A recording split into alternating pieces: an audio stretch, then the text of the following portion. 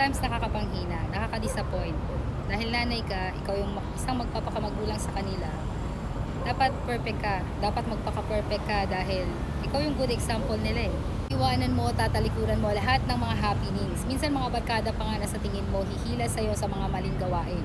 Pero ang nakakalungkot para sa aming mga magulang, anong ayos namin sa pamilya namin, sa buhay namin, ay merong mga anak na lilihis at lilihis ang landas.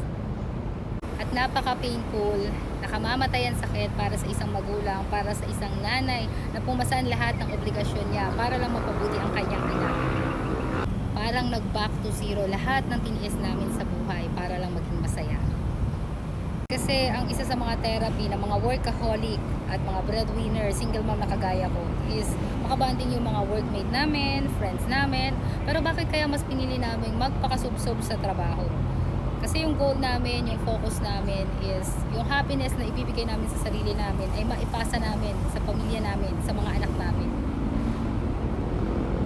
Nabubuhay na lang kami para sa inyo ng mga anak namin, para sa kinabukasan nyo. Ang lungkot ng buhay, tapos uuwi ka ng bahay para magkwento ng pagod mo sa trabaho, ng drama mo, eh walang oras makinig sa'yo yung mga anak mo. Wala na rin naman kaming time para maghanap pa ng ibang taong kakausap at makikinig sa amin, sa drama namin. Dahil yung mga tao kasama namin noon, mga kabanding namin noon, mga kaibigan namin, itinalikuran namin para sa inyo.